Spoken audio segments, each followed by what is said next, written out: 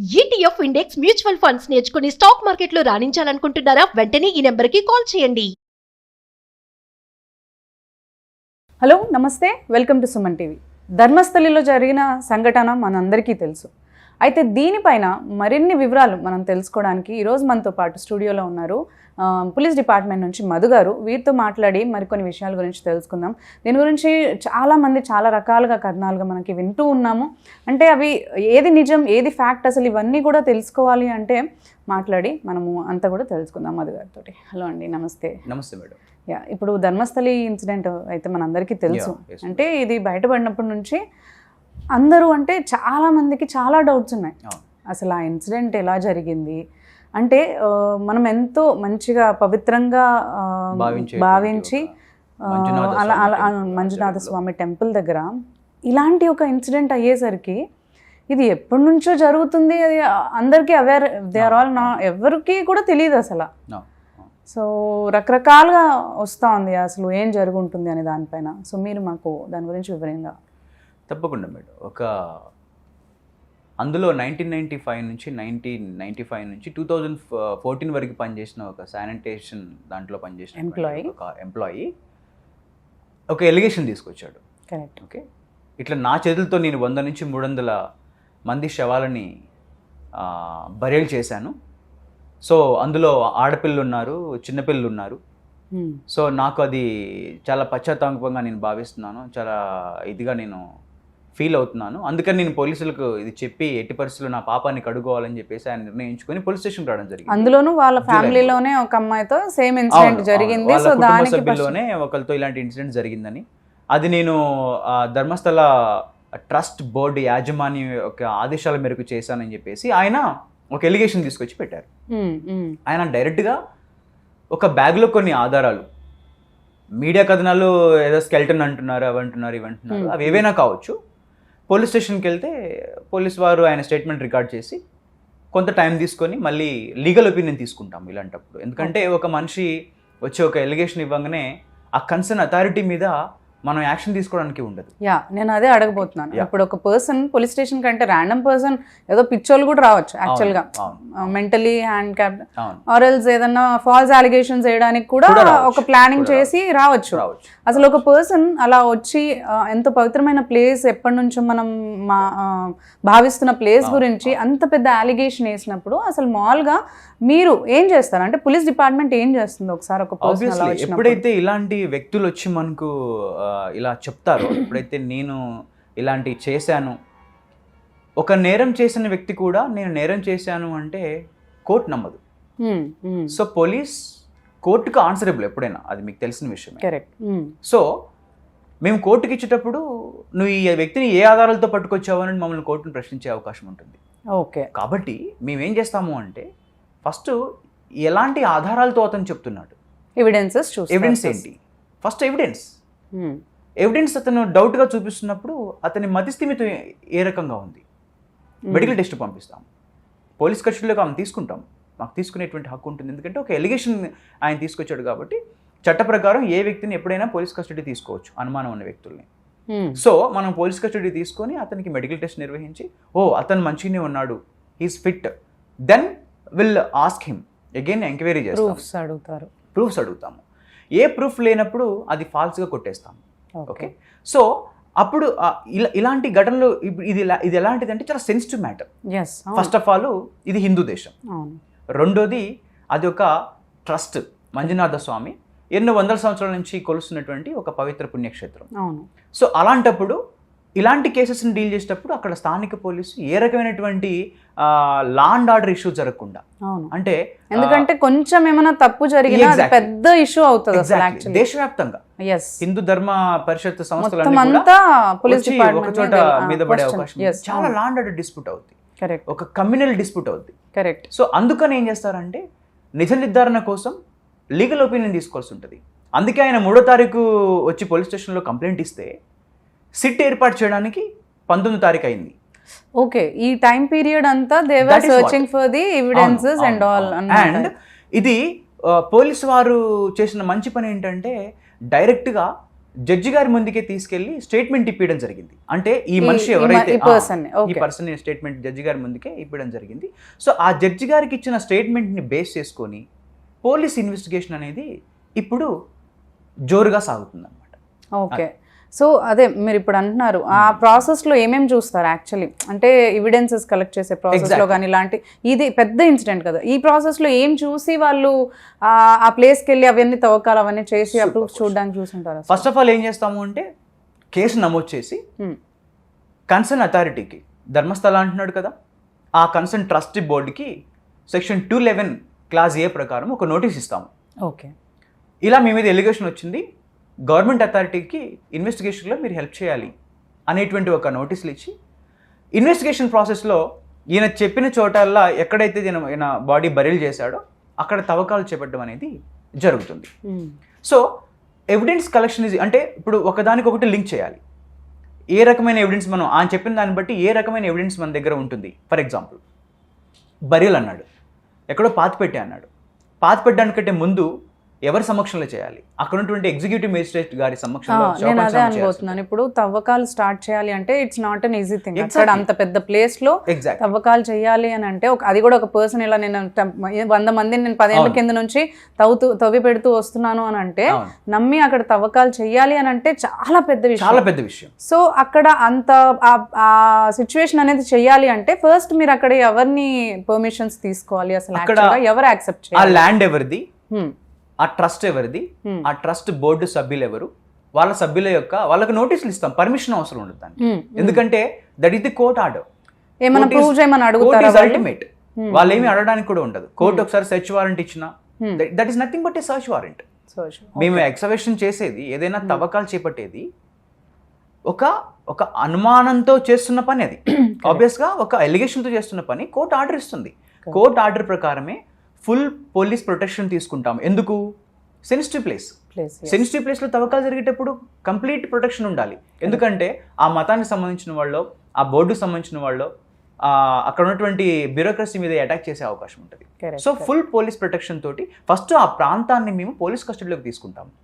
తీసుకొని మార్క్ చేసి, ఆ మార్క్ చేసిన ప్రదేశంలోకి ఎవరూ రాకుండా గస్తీ పెడతాం.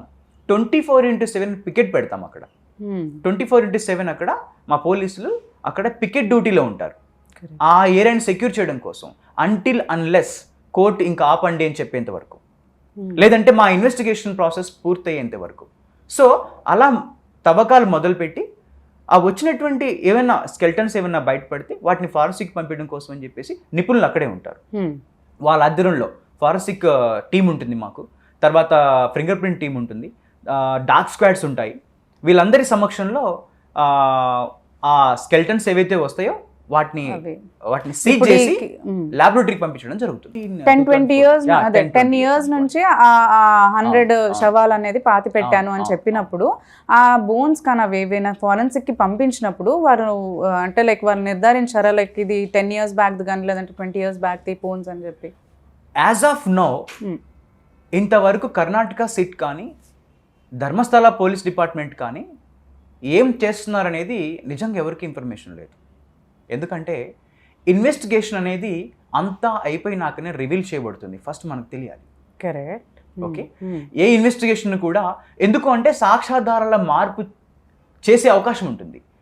పొలిటికల్ ఇన్ఫ్లుయెన్స్, బయట నుంచి థ్రెట్, తర్వాత సోషల్ ఇన్ఫ్లుయెన్స్ దాని మీద ఉంటుంది. కాబట్టి పోలీస్ డిపార్ట్మెంట్ ఎప్పుడూ కూడా ఒక నియమాన్ని పాటిస్తుంది. ఏంటంటే ఇన్వెస్టిగేషన్ పూర్తయ్యేంత వరకు ఏది కూడా మీడియాకి కానీ సామాన్య జనాలకు కానీ చెప్పడానికి ఉండదు.